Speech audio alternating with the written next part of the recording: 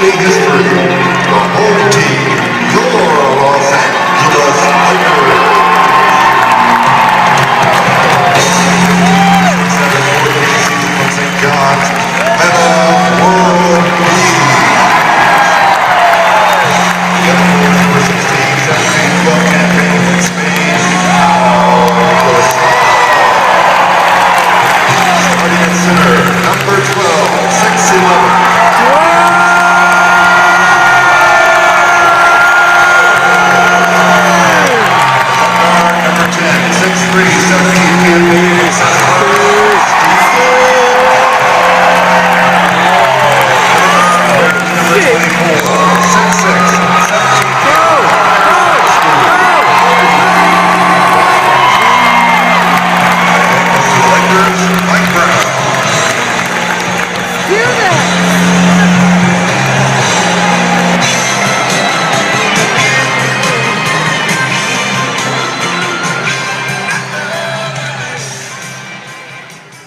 Eight 866-987-2570. Let's go to Charlie. Charlie in L.A., what's happening? Lakers win 106-93. You and I are talking about it on Lakers Line. How are you, Charlie? Hi, I'm good. I just wanted to talk about how Ronnie Turiaf, he had a great game. He had one block.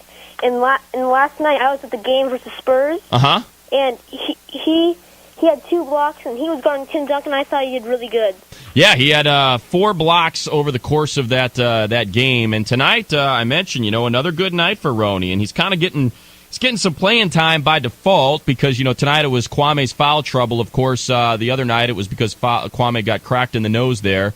And he's making the most of it. Tonight finishes with 6 points, 7 rebounds, and 3 assists to go with a blocked shot. So no question, Ronnie making the most of the time he's getting. Now, Charlie, how old are you? I'm 10. You're 10. Does anybody call you Chuck yet? No. Oh, that's going to come. You watch, man. By the time you're 16, all your buddies are going to be so stoked they got a friend named Chuck. It's the way it works. Now, wait a minute. I got to ask you, you're 10. What time do you normally go to bed, Charlie? 12. Good for you. Because, I used to stay up and watch the George Michael Sports Machine, and that guy with his freaky haircut would turn around and hit the button. I watched those reel-to-reels go. That's how I learned all this stuff about sports, so good for you. All right, thanks. You're welcome. Anything else you want to contribute here, Charlie? Yeah, I thought the technical foul, Kobe, I thought he shoved it in the ref's arms, but like a couple of seconds later, the ref was just waiting, and then he called it. I thought that he should. I don't think Kobe should got the technical foul. What do you think Kobe said to him? Don't answer that, Charlie. I'm just kidding. All right, Charlie, you join us anytime you want. Thanks for hanging in there and calling.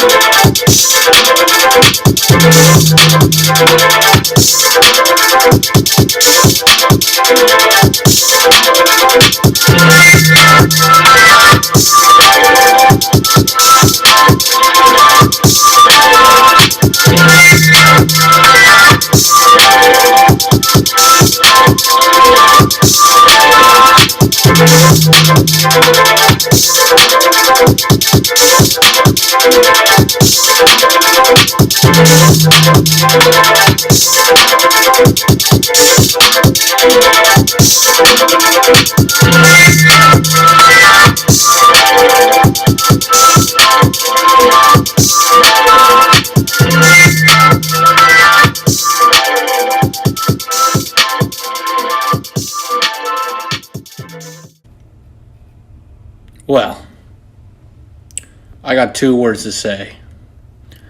Ken Mauer. Now, the last 2 games have been dominated by refs, and Scott Foster leaned towards us. And, of course, James Harden complained about a ref that when a guy gets all the calls. But, basic, fundamental calls at the end. The 8-second count. When does LeBron get called for a charge except, Game 1 of the finals last year? Wow. What's going on, guys? It's KB24 Status, a.k.a. Charles Ryan, a.k.a. Chuck, a.k.a. Chucky Atkins, a.k.a. the biggest Laker fan in the world. You may have noticed, I post a few videos every once in a while that are edited, that are just high quality, I'm not trying to sound like a braggart. I'm just saying I worked really, really hard on these. And of course, it's for your enjoyment. This is free. The podcasts are free. It's all because I love you guys. But I have a few of them. I have, of course, the 20-minute Kobe Bryant video, Mamba Mentality. I recommend it. Of course, I'm biased, but it has 1.4 thousand views in about 4 weeks, so it's got some traction. As you see, I have a video that has over 220,000 views. That is a video that's about the Boondocks. I don't make money off that. That's Cartoon Network's entity, and that has nothing to do with the Lakers, obviously. But that's getting traffic, right? I posted that 6 years ago. So there's videos like that are, Christopher Nolan's best films, montage, Boondocks best moment, Seinfeld best moment. But then there's videos like me interviewing an actor who plays a character in Call of Duty, a stupid little game that everybody knows about, but it appeals to actual film, like Avatar, performance capture. Like all the films you see lately with technology are performance capture. Literally, these things are just like making a movie. So I highly recommend these. This is the start. Of course, I'm talking about the Lakers. But of course, my few Kobe Bryant videos, the Mamba Mentality, the history of Kobe's shoes, my bedroom, my shrine. I mean, it's kind of sad. No, it's amazing. But I recommend those. Obviously, once again, I'm biased, but I work really hard on these videos. I really do. And once again, they're free. I don't make money off of them yet. Once I hit 1,000 subs, then I get it. That's the way YouTube works. You have to have 4,000 hours watched in the last year. Of course I do. And then you need 1,000 subscribers. I could go the a-hole route and hire some offshore Indian people or some random, Filipino group to just make fake accounts. Or I can just have friends make a fake accounts and subscribe to me. But I'm not going to do that because I'm professional and legitimate. And it's not about the accounts. It's about the content, about the quality. It's about what I put out for the public. I started this channel, in 2010. I just posted little videos of clips of stupid video game stuff. And that was when I was like 14. So I'm kind of past those games a little bit. All right, so that's the intro. Just giving you guys an update because, of course, the Lakers just started back again after 2 weeks. So let's dive into this game. I don't want to say the game was stolen from us, but I do want to say that there will be a 2-minute report, right? It's very common. Every single game is a final 2-minute report. Of course, are more crucial in these situations when there's just about 20 games left and people are vying for playoff positions. We are, of course, fighting, but at the same time, these injuries have piled up, and it's every year for the Lakers. It seems like it's only the Lakers. I'm not going to say it's like a Chris Porzingis torn ACL. It's accumulating, and Lonzo can't bounce back from these injuries. So we put ourselves in a little bit of a hole here. I do think we're good enough, talented enough, we're deep enough to make it, especially with this one roster spot that we have available. But those calls at the end, the 8-second call not getting called, once that happened, Conley made a layup, I believe, and then on the fast break, LeBron getting the and one, but it was reversed, or it was originally called a charge. But the 1-and-1 LeBron made, I think, with like a minute left or something, where he threw it over his head, and that was lit. Fucks with that one. So I think we have to come to the reality that Brandon Ingram is the best player on the Lakers post LeBron, right? After LeBron leaves, 4 years, 5 years, this guy's a freaking mech. He's a walking tank. He spends millions of dollars on his body like Kobe did when he went to China, got his blood removed, got centrifuged and re-injected back into his body. But fun facts there.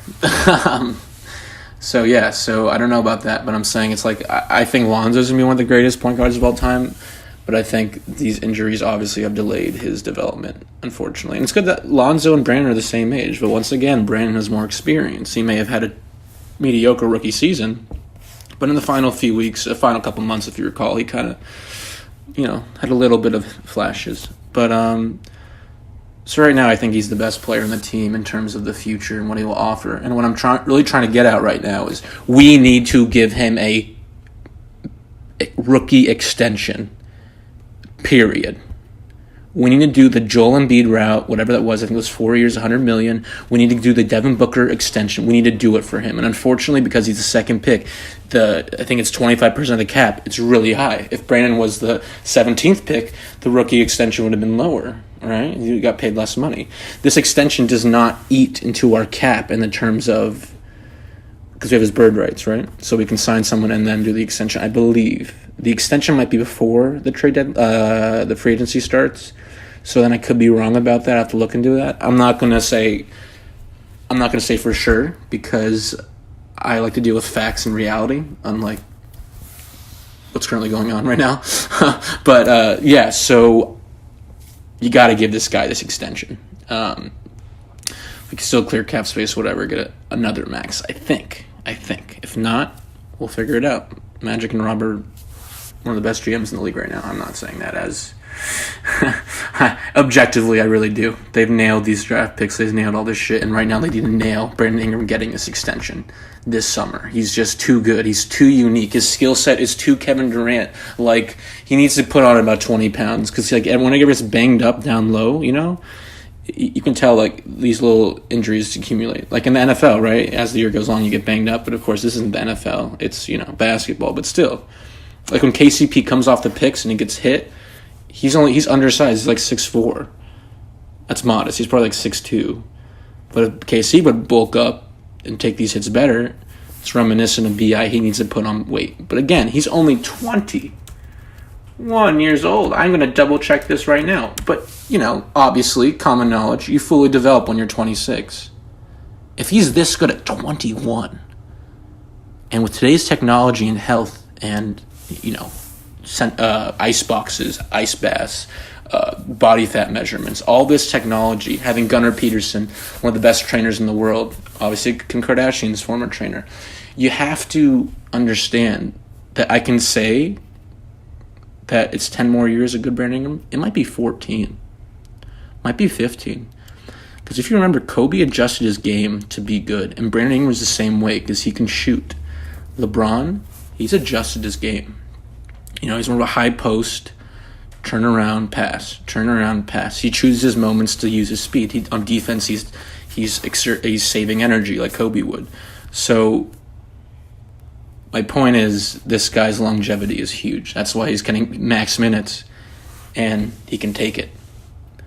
I don't think Lonzo could take the max minutes. I mean, Brandon played 38 minutes. LeBron played 39 minutes. I mean, Reggie Bullock played 39 minutes, but Reggie Bullock obviously doesn't have the same skill set of Brandon. He's not taking it down the lane every single time. He's not stretching out his arms, doing double pumps, fading left, right, all this crazy stuff. I would take Brandon Ingram over Ben Simmons every single day of the week, and this is objective. Just when you do the eye test, if you watch every single game like I do, I watched every single game. I probably watched 95% of the Laker games since 2002. I'm not lying. I'm being honest here. If you watch every single game, it's just he's better. Ben Simmons has like this attitude problem, and of course it's ironic that Ben Simmons is also with Clutch. So LeBron, he evaluates both or whatever. I don't know. But the point is I think in the draft class he's really good, going to be the best in that draft class, and he's has longer longevity and experience counts. I've said this before. Kuzma's like 3 years older than him. Kuzma's almost 24. Josh is much older than him. He spent 2 or 3 years at Villanova. Brandon's already in his third year, right? And he's 21. I think he's older than Lonzo by like 3 months. I'll triple check this right now. Yeah. Brandon is older than Lonzo by just a month and a half. Brandon was born on September 2nd, 97. Lonzo, October 27th, 1997. So that's less than 2 months. That's insane. Having 1 full year of development, traveling with a team for 82 games, getting used to being in hotels, watching things when you're injured, learning from players. Now you're learning from LeBron, having Magic Johnson by your back, having Jerry Stackhouse who was on the bench for the Grizzlies, having all these things, having friends like Reggie Bullock from the same town in Kinston, North Carolina, having all these assets to you. Every single Laker legend, James Worthy, will check in, help him out, whatever. Kareem taught Andrew Bynum post moves. All these things that can help him out. I'd take that over Ben Simmons any day. Ben Simmons does not have the same resources, and the 76ers are run terribly, but that's another subject for another day. But we're going to more talk about the game now and how LeBron, he only had 24 points. He shot 34% from the field. I do like the 8 for 10 from the free throw line. He missed that one free throw down the stretch, but he had 5 turnovers. B.I. had 3 turnovers. B.I. shot 67%. B.I. was 12 for 18. He was 5 for 6 from the line. So every single stat I said, B.I. was 3 for 3 from the three-point line. LeBron was 0 for 4. It's just one game, obviously. But Brandon was the best player on the floor, period. Who else had 32 points? Nobody. The next guy was Mike Conley with 30. And guess what? Mike Conley didn't shoot 67%. No, Mike Conley shot 58%. He was 50% from 3. He may have shot a bigger clip. Mike Conley shot 3 for 6. B.I. only shot 3, but he aced all 3. Okay? This trend the last 2 months of playing so well and taking on the mantle, and I think the best thing for B.I. was knowing that he's not going to get traded for another 4 months if he is traded. But like I said, I don't see how Magic and Rob could just pass up on B.I. He's too good, too young, literally, he's Kevin Durant's twin, just 3 inches shorter, 2 inches shorter. So that's my rant on B.I. once again. But coming back to the game, Kuz played well, 22 points, 9 for 15, 60%, 2 for 5 from 3. So he played 5 less minutes than LeBron. See, the only difference between LeBron and Kuz and Brandon was he had 11 assists and 12 rebounds, right? So that's obviously... He only had 24 points, but the 11 assists account for, 22 to 30 whatever points. So really he's responsible for about half the points because the Lakers only scored 105 points. But offensively and overall, I just think Brandon was better. I thought JaVale really played terrible. I mean, the points are whatever. He was 6 points, 3 for 8 from the field, but he just couldn't set a tone defensively on Valanciunas. I don't understand. Like Tyson, he was in for 16 minutes. He didn't shoot a single shot. 0 for 0 for 0. He had 4 rebounds, 2 assists, 2 turnovers. But I thought he banged with Valanciunas better. But it was more than that. The help defense was terrible. The fact that they were scrambling and letting it get dumped in the post to Joakim or Valanciunas was pissing me off.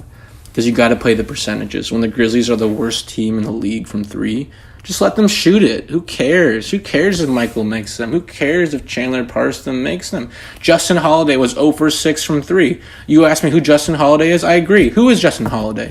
If he had a different name than Aaron Holiday, you and I would not know who he is. Period. Obviously a sibling of Aaron Holiday. Campbell Hall represent. So, yeah, I'm trying to figure out this team and what we can do. It's a little upsetting, these little ticky-tack calls, the loose balls, the long rebounds, because they may have missed all these threes, right?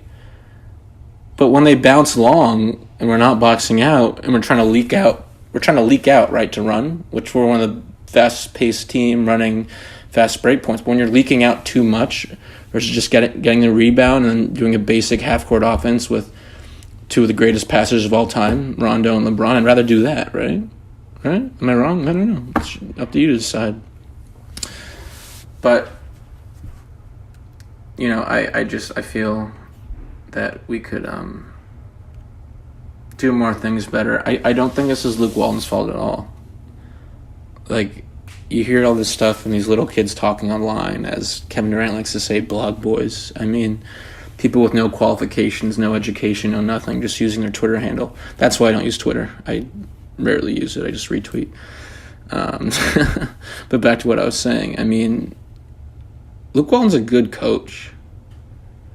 And I know Magic and Rob might, I don't know this for sure, but there might be a problem with he hired all his guys from Arizona, Jesse Mermes, yada, yada, yada, Brian, Miles, Simon. But yeah, so I gotta wrap this up. But I'm very proud of us and the fact that we kept fighting back and sticking with it. And I hope that in the future we will learn from these moments of not putting ourselves in a hole, not embracing the constant need to rebound. To leak out instead of focusing on rebounding. There has been no story time today. I really appreciate all the support lately. It hasn't been more lately, obviously, because I only posted one video in the last 3 weeks as the All-Star break. But overall, since I've been posting more consistently. Once again, I will post a video after every single game through the All-Star, through the playoffs. I didn't post the Pelicans game because I usually don't post on weekends. I live in LA, so I'm kind of doing other things on the weekends. You can only imagine. But, yeah, so have a good one. Take care, and